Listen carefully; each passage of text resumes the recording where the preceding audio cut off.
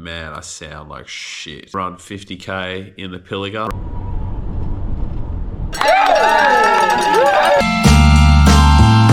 I've never smiled this hard in a race. I just zoned out for 1 second. Got to pay respect to how brutal this sport is.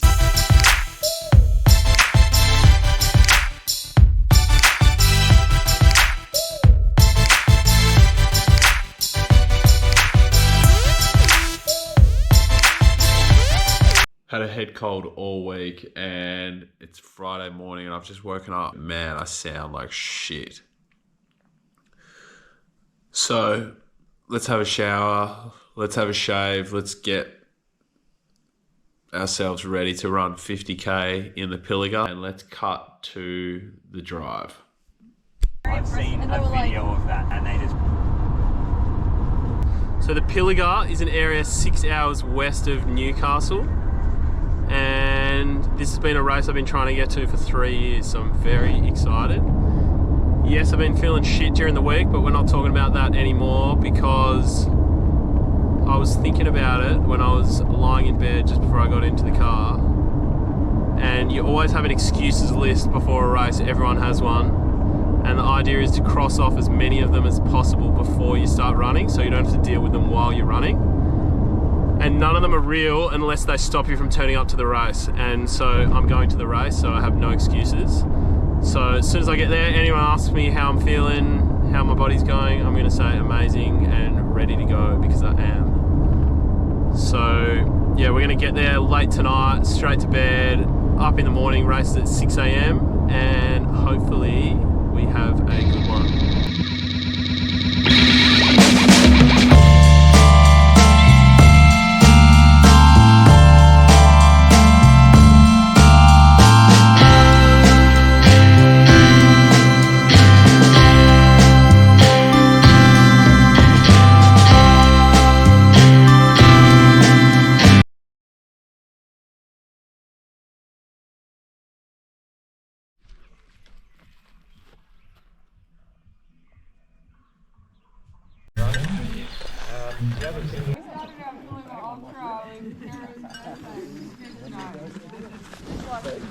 Two, one,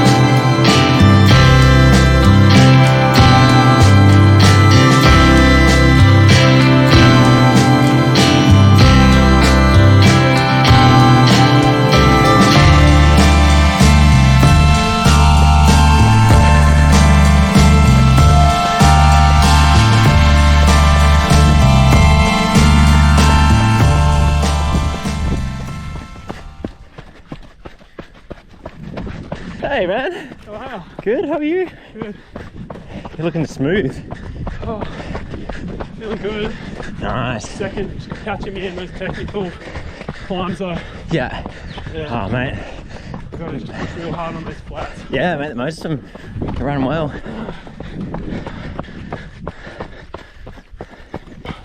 So beautiful though.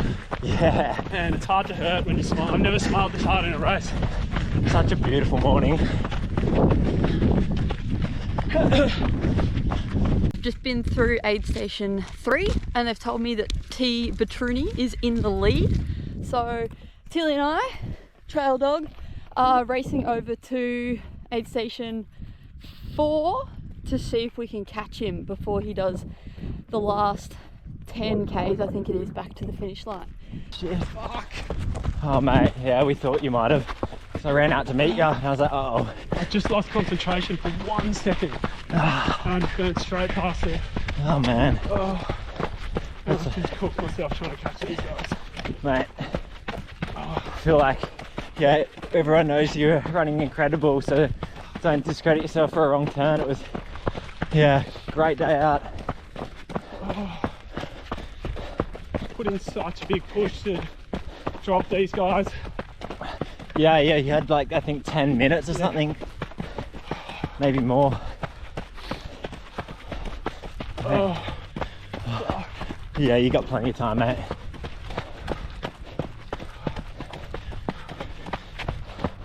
I'm proper fried, eh? Oh. Keep it up, just up here and around the corner. I'll meet at the finish line, brother. Proud of you. Yeah, brother.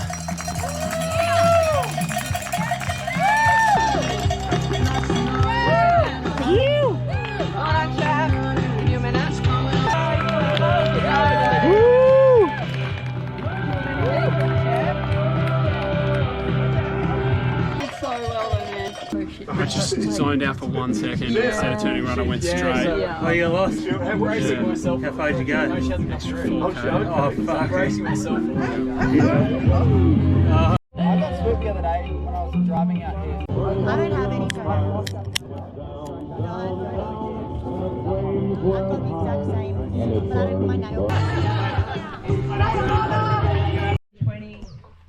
So run went well, was leading all day, had about 15 minutes on second place and took a wrong turn with 2K to go, ran an extra 4K and ended up finishing second by 3 minutes.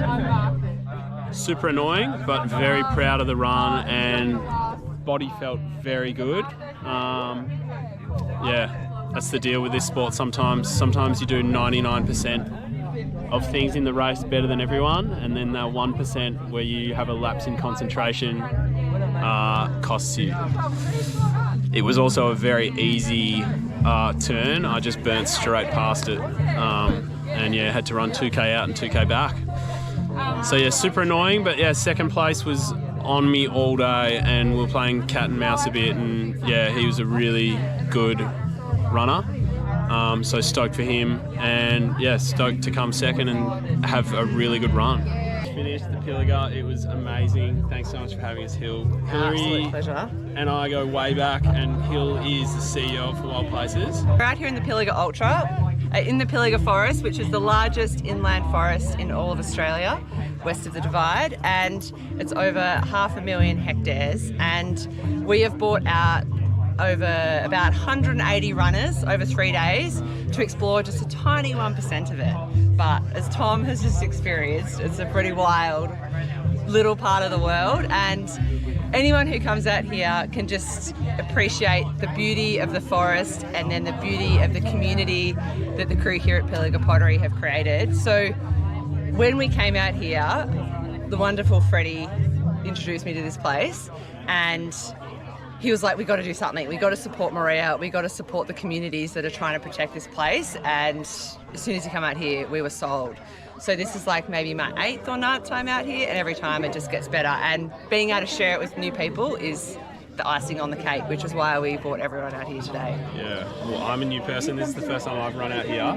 And that was seriously, like, wild is the word. Yeah. But that's seriously some of the best trails I've ever run on. And that's the thing, like, a lot of those trails wouldn't have been run in probably about 50% of it wouldn't have been run in 2 years since our last event. Yeah. And they are, like the awesome Kerry who created all these trails said, they're wild, they're pretty much untouched. He gets this perfect mix of like a trail, but also you're surrounded by nature. Yeah. And it's really quite harsh, but like there's crazy rocky escarpments with awesome views and then beautiful lush gullies, and it's awesome to have so many people come out from all over Victoria, New South Wales, Queensland and explore it. So good to run like on trails that are seriously wild.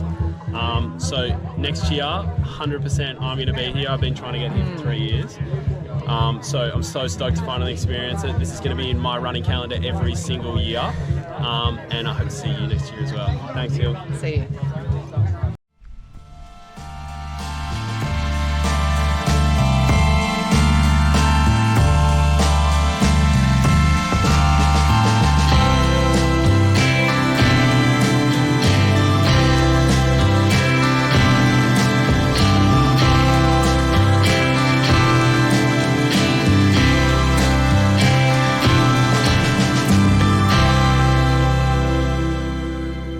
So we are back from the Pilliga, and Feeling pretty crook, which makes a lot of sense because I was quite sick before the race and then obviously ran 50k, not feeling amazing. But I wasn't sick enough to not turn up to the event, and I'm really glad that I did make the call to turn up and be there for what was probably my biggest highlight of the year and an event that I'm already looking forward to for next year. There's two reasons why this event was so great. Well, lots of reasons, but two reasons for you potentially doing this event next year. And that is that it's a really good opportunity to push yourself in some of the most beautiful, pristine, wild nature that I've spent time in. And the other one is the main reason we're all out there is to do our part to run to protect these wild places. And that's what For Wild Places, who put on the Pilliga Ultra and heaps of other events, are doing. They're fighting and they're using sports activism to allow people a platform and a community where they can join together to protect these wild places, because they're not going to protect themselves. And as runners and enjoyers and lovers of the outdoors, it's up to us to do what we can to help protect these beautiful places. So yeah, race-wise, 99% of the race went really well, and I worked really hard to create a big lead over second place. At the 30-kilometre aid station, he was about 3 minutes behind me, and I got a visual of him, and it kind of freaked me out. And I said to myself at the 30k mark, I'm going to spend at least the next 15 kilometres pushing really hard to create a big lead. And I was able to do that, ran really strong and created quite a big lead between myself and second place. And then at the 48 kilometre with 2Ks to go, it was the first moment of the race I relaxed and I started thinking that I had done enough to win the race, and I started imagining myself hugging Hill at the finish line and all that sort of stuff, and giving myself a break and a chance to relax and say, Tom, well done, you've put in the work, you've won the race.